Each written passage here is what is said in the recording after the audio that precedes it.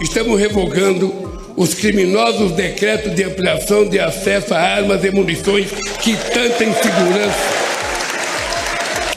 insegurança e tanto mal causaram às famílias brasileiras. Em pouco mais de 48 horas no cargo, o presidente Luiz Inácio Lula da Silva bateu uma espécie de recorde. Ao todo foram 52 decretos, 4 medidas provisórias e um grande número de exonerações. Entre elas, algumas promessas de campanha, como ações para restringir o acesso a armas de fogo, ampliado durante os 4 anos de Jair Bolsonaro na presidência. Então, esse decreto, ele zera todos esses desmandos legislativos normativos feitos pelo governo Bolsonaro, né? Em um decreto assinado ainda no domingo, Lula e o ministro da Justiça, Flávio Dino, estabeleceram o limite à compra de armas e munição, determinaram o recadastramento de armamentos comprados desde 2019 e a suspensão de novos registros dos CACs, caçadores, atiradores e colecionadores. Será criado ainda um grupo de trabalho para propor uma nova regulamentação para o Estatuto do Desarmamento de 2003. Não existe direito adquirido a faroeste, ou seja, ninguém tem direito a permanecer com armas de grosso calibre. Isso é uma liberação que o Estado pode fazer ou não de acordo com critérios que são políticos e administrativos. As medidas vão na linha do que decidiu o Supremo Tribunal Federal em setembro do ano passado e, segundo Flávio Dino, põe fim a um absurdo criado pelo governo Bolsonaro. De acordo com o Fórum Brasileiro de Segurança Pública, o sistema de controle da PF registra que cidadãos comuns têm quase o dobro de armas que todo o efetivo das polícias civil, federal, rodoviária federal e guardas municipais. Os impactos das medidas sobre armas de fogo adotadas por Lula são o tema do Ao Ponto. Eu, Felipe Barini e Carolina Moran vamos conversar com Roberto Shoa, policial federal e membro do Fórum Brasileiro de Segurança Pública. O episódio dessa quarta-feira, 4 de janeiro de 2023, está começando. Vem com a gente.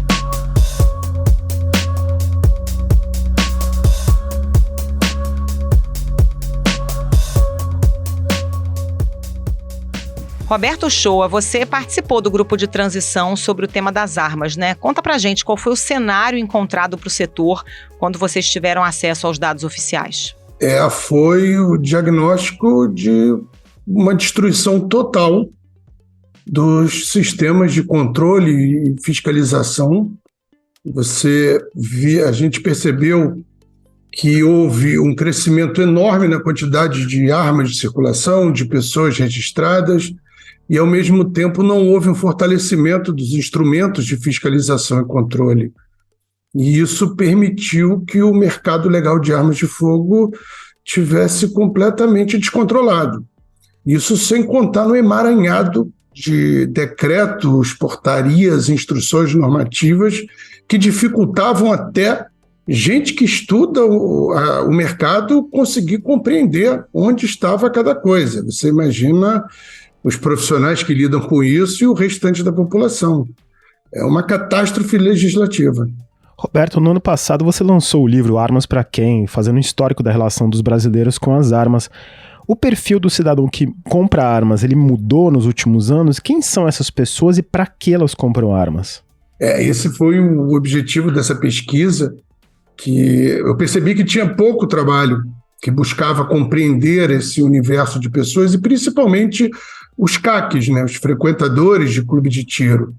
Então, foi um trabalho até inovador e eu consegui trazer um retrato disso.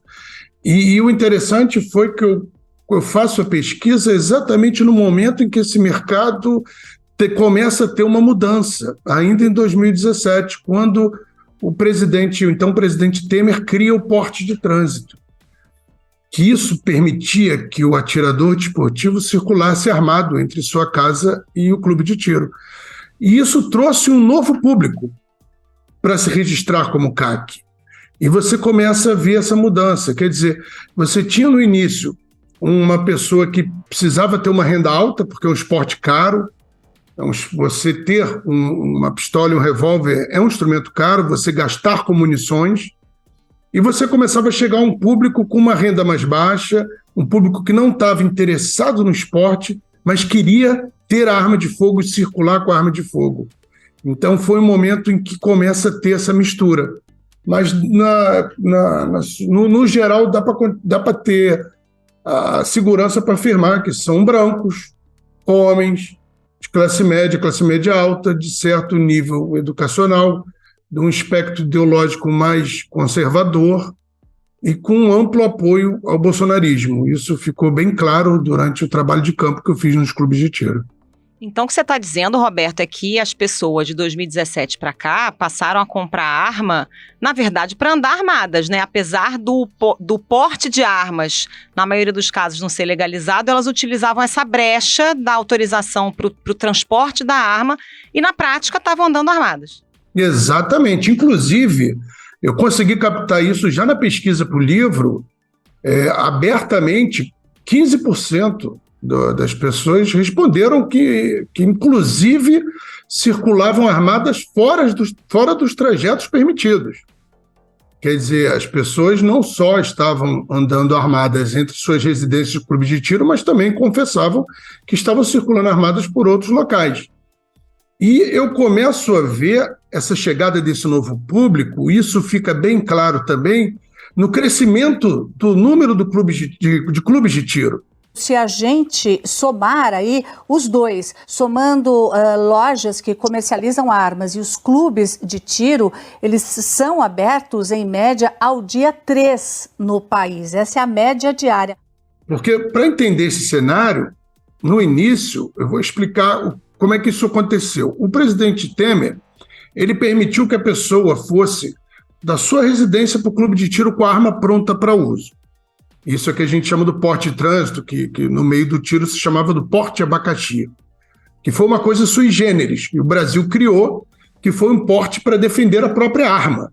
Quando eu conversava com pessoas de outros países, ainda ficavam indagando. Como assim? Eu falei, coisas do Brasil. E o que aconteceu? Para você justificar a circulação no maior ambiente possível, você precisava de vários clubes de tiro para você justificar essa ida a vários locais.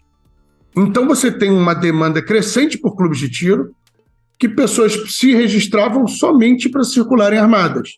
E isso eu posso falar também com segurança que 90% do público que chegou após 2017 e 2018 para se registrar como CAC tinha interesse real em circular armada e muito menos o interesse no esporte do tiro.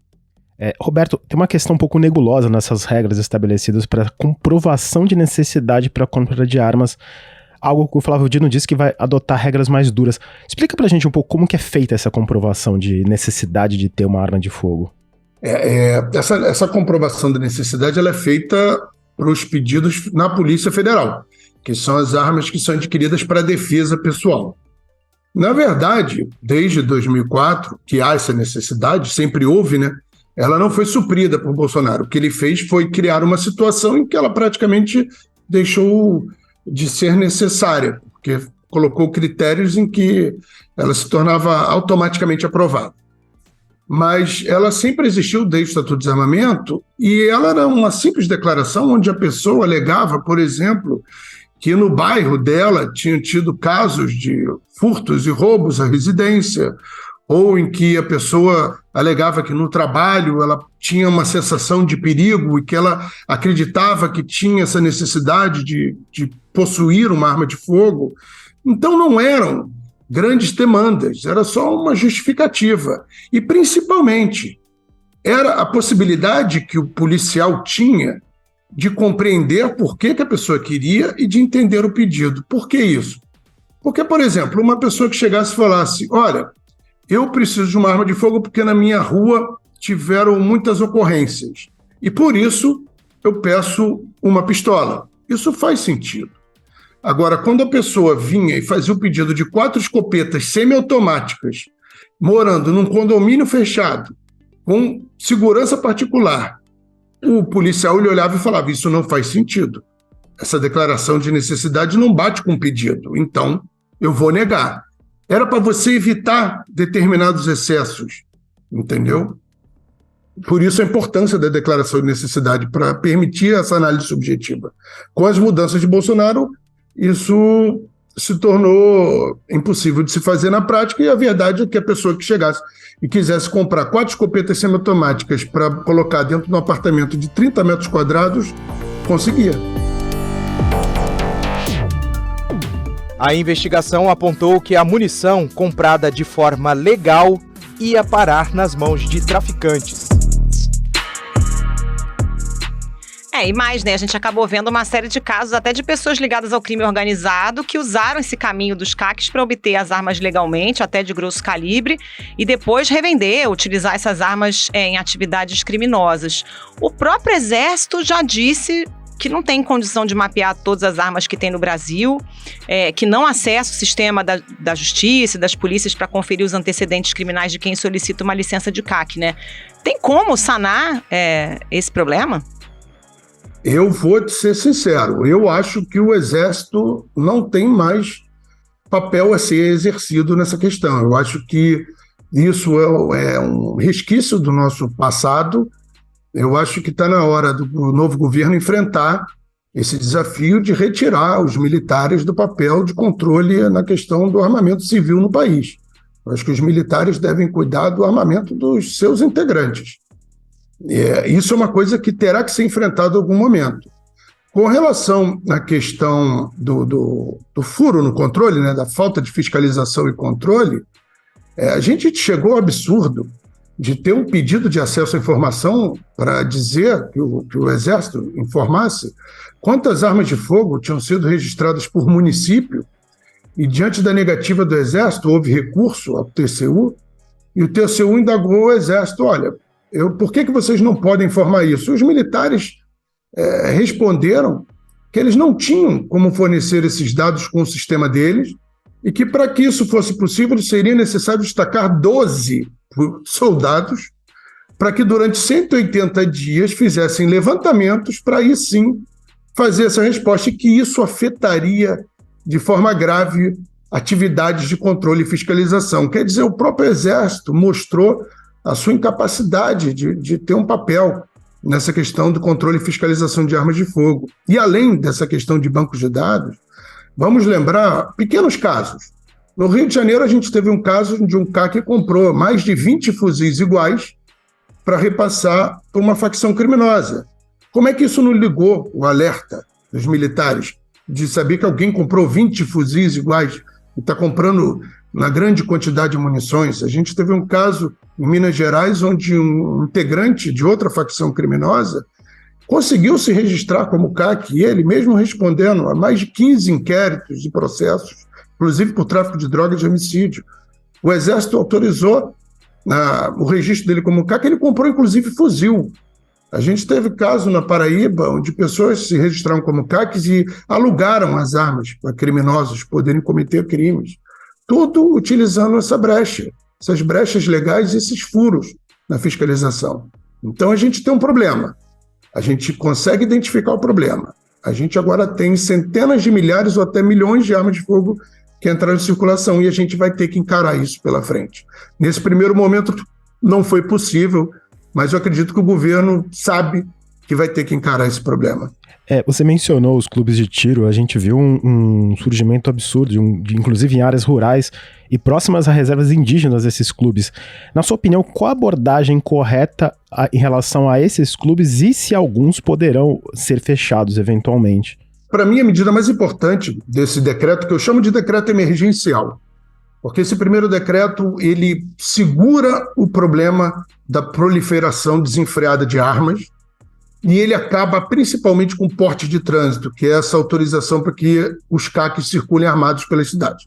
São cerca de 700 mil CACs, então eram 700 mil pessoas que tinham autorização legal para circularem armadas pelas cidades. Só que elas precisavam desses clubes de tiro para justificarem essa circulação. Eu acredito que somente isso já vai afetar diretamente muitos clubes que foram criados somente como forma de justificar essa circulação. E eu acho que, além disso, a gente deve cobrar, por enquanto ainda, sendo o papel dos militares, cobrar uma fiscalização muito maior em cima desses clubes de tiro. Eu converso com donos de clubes de tiro, com atiradores, com pessoas sérias, e eles reclamam muito disso, de clubes que foram criados somente para justificar e como eles não obedecem às regras. Porque eles sabem que a fiscalização é mínima. Se eu não me engano, os militares somente conseguiram fiscalizar 2,8% dos arsenais e clubes de tiro que deveriam ter sido fiscalizados no ano passado. Quer dizer, eles têm a certeza dessa impunidade. É preciso recadastrar todos esses clubes de caça e tiro colecionadores, recolher as armas que estão além de parâmetros legais ou de razoabilidade, uma vez que nós não podemos ter milícias privadas constituídas em ameaça até às próprias polícias, como nós vimos concretamente. Então isso eu acho que o governo vai ter que enfrentar. Apertar a fiscalização em clubes de tiro e também essa medida do recadastramento das armas adquiridas desde 2019 também é muito importante, para a gente finalmente saber onde estão essas armas e com quem estão essas armas.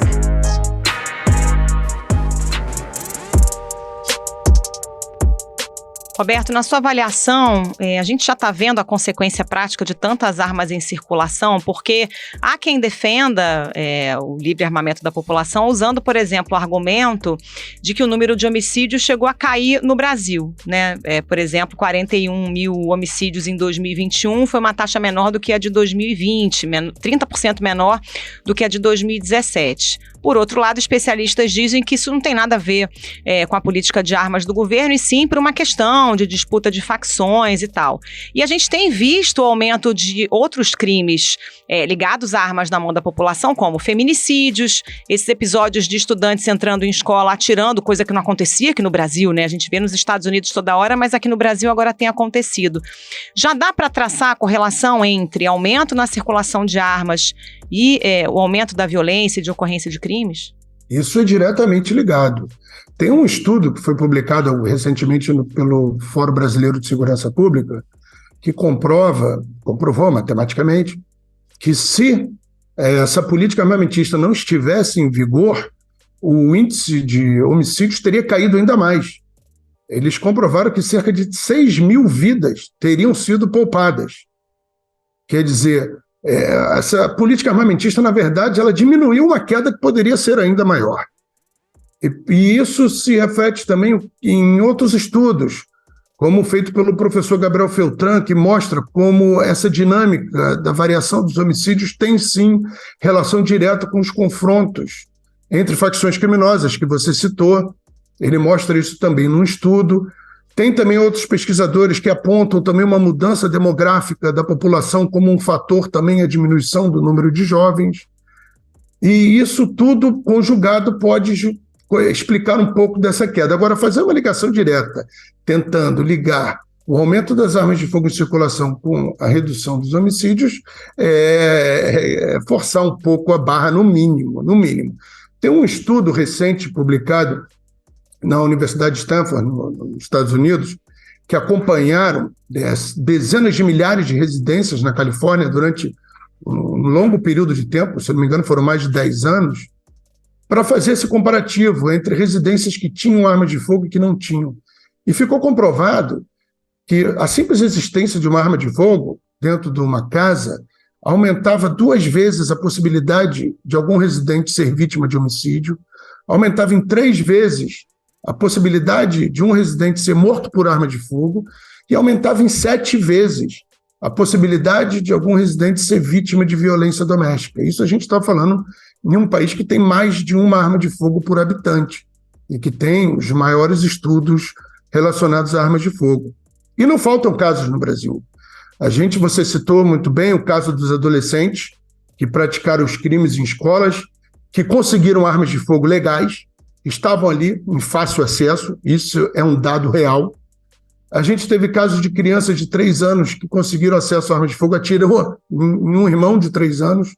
A gente teve um caso de uma criança de 8 anos que pegou a arma no banco de trás do carro e atirou no cunhado. Isso agora sem falar também nos crimes circunstanciais. Vizinho atirando em vizinho porque varreu a calçada, o outro brigando em discussões banais.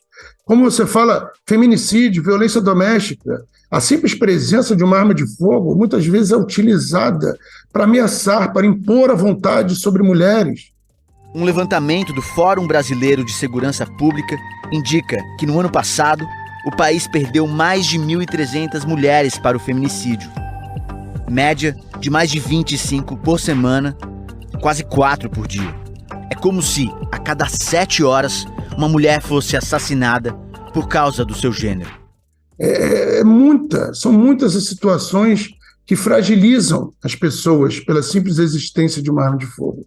Apesar de haver todo um discurso de que a arma de fogo ela traz segurança, tudo isso que eu te passei agora só comprova justamente o contrário.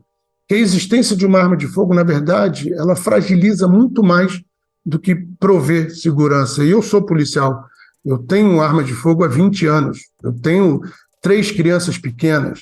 Eu mesmo posso afirmar que a presença de uma arma de fogo na minha casa me traz muito mais preocupação do que segurança, e ela é um instrumento de trabalho. Roberto, nos últimos anos, segundo um levantamento do Instituto Igarapé, o orçamento para fiscalização de armas e de clubes de tiro ele caiu 54% entre 2018 e 2021. Melhorar a fiscalização das armas é uma questão financeira ou de gestão? E dá para resolver isso numa canetada só? Nós temos 2 problemas aí. Você tem o controle do mercado legal de armas de fogo, ele historicamente tem sido dividido entre 2 instituições, a Polícia Federal e o Exército. Nenhuma das 2 instituições tem como atividade fim o controle e a fiscalização do mercado de armas de fogo. Então, são questões que sempre foram tratadas como menor importância para essas instituições. A Polícia Federal, com o Sinarme, sempre tem colocado efetivos menores do que, ou mínimos, mas também porque a instituição sofre com uma carência enorme de servidores, o mesmo acontece no Exército.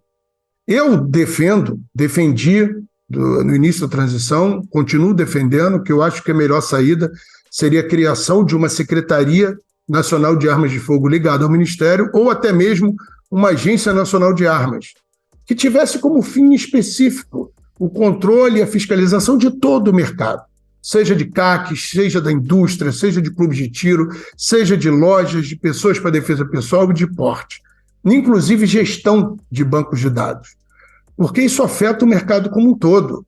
E não é um mercado que sofre de dinheiro. A indústria armamentista brasileira é a 3ª maior do mundo.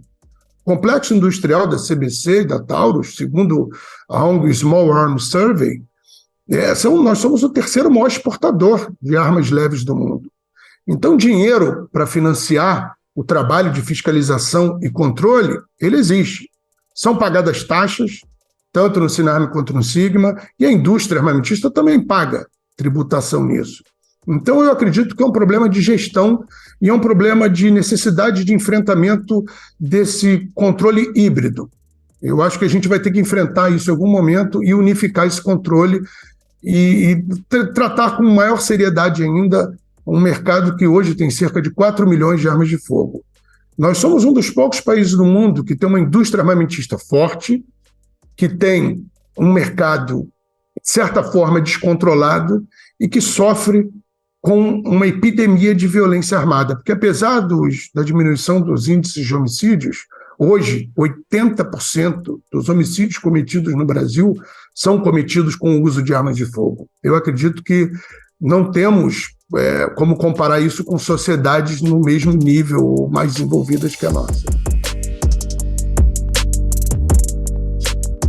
Roberto, o ministro Flávio Dino disse que haverá um segundo momento na política para as armas no governo Lula. E aí você mesmo aqui nessa conversa disse que no primeiro momento a intenção é estancar, né? Bom, vamos estancar, vamos recensear, vamos entender onde é que estão essas armas para ver o que dá para fazer daqui para frente. Na sua avaliação, dá para a gente caminhar talvez numa política de recolhimento dessas armas? Porque não tem tanto tempo assim, o Brasil aprovou o Estatuto do Desarmamento e teve uma campanha ampla de recolhimento de armas, né? A sociedade deu uma guinada aí nesses últimos 20 anos e agora parece bem mais complexo de realizar algo desse tipo, né? Eu vou te falar que eu acho que não seria tão complexo, eu acho que é necessário. Eu acho que a gente vai ter que enfrentar esse problema. Esse afrouxamento da legislação e da quantidade de armas e do nível de potencialidade de armas que foram liberadas, a gente não vai poder permitir, a gente não tem como admitir que fuzis estejam nas mãos das pessoas em circulação e estejam ao alcance de criminosos, de organizações criminosas. A gente vai ter que enfrentar isso. Você tem duas vertentes. Você tem uma vertente que entende que a simples proibição obrigaria as pessoas a fazerem entrega dessas armas, e, por exemplo, como fuzis, e uma outra vertente, a qual eu me alinho, que eu acredito que a gente deveria proibir a comercialização de munição, reduzir o tempo mínimo de registro, para a gente ter um acompanhamento muito em cima dessas armas e sim promover o recolhimento dessas armas mediante uma indenização. Muito tem se dito, mas o Shoa, o governo deveria pagar o que eu paguei no fuzil? Não, eu acho que não. Eu acho que um caminho que seria o meio termo, que seria o ideal, seria o governo oferecer um percentual, 20% do que foi pago no valor da arma, e que essa arma fosse doada para instituições de segurança pública. O que realmente não vai dar, e nisso eu concordo com o que tem sido dito pelo ministro Flávio Dino, é que a gente permita que armas como fuzis estejam em circulação na sociedade. Isso vai ter que ser discutido no grupo de transição, e eu acho que, inclusive, outros temas relacionados a calibres permitidos e restritos também terão que ser falados. Por exemplo, a gente tem diferenças entre pistola 9mm para uma carabina 9mm que pode dar 30 disparos. São armas completamente diferentes, apesar de terem o mesmo calibre. Isso a gente tem que conversar. É interessante que a população tenha isso para defesa pessoal? Repito, uma coisa é você ter uma pistola dentro da sua casa, um revólver. Outra coisa é você ter uma carabina com essa capacidade de disparos. São temas que terão que ser enfrentados por esse grupo de trabalho. Eu acredito que foi uma forma muito interessante do governo de democratizar esse debate, de levar esse debate para a sociedade. Roberto, eu queria encerrar essa nossa conversa falando do outro lado.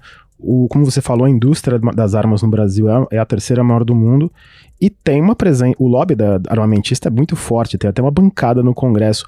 Como você acha que eles vão reagir a essas mudanças nas regras? Eu acho que é natural que reajam, eu acho que faz parte da democracia, eu acho que a defesa dos interesses, a defesa do lobby, a defesa do que o congressista acredita ser o correto é natural, deve ser respeitado, inclusive deve ser incentivado. Eu acho que ninguém pode ter medo do debate.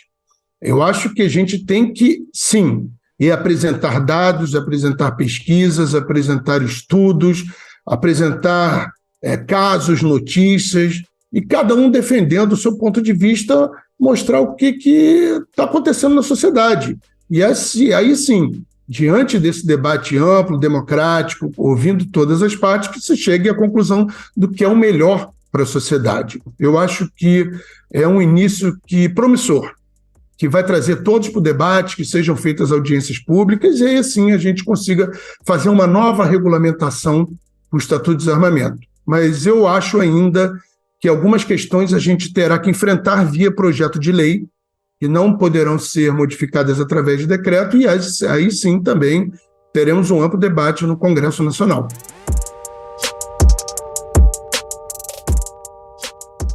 Roberto Shoa, muito obrigado. Muito obrigada, Roberto. Um abraço, até a próxima. Eu que agradeço o convite, foi ótimo aqui estar com vocês.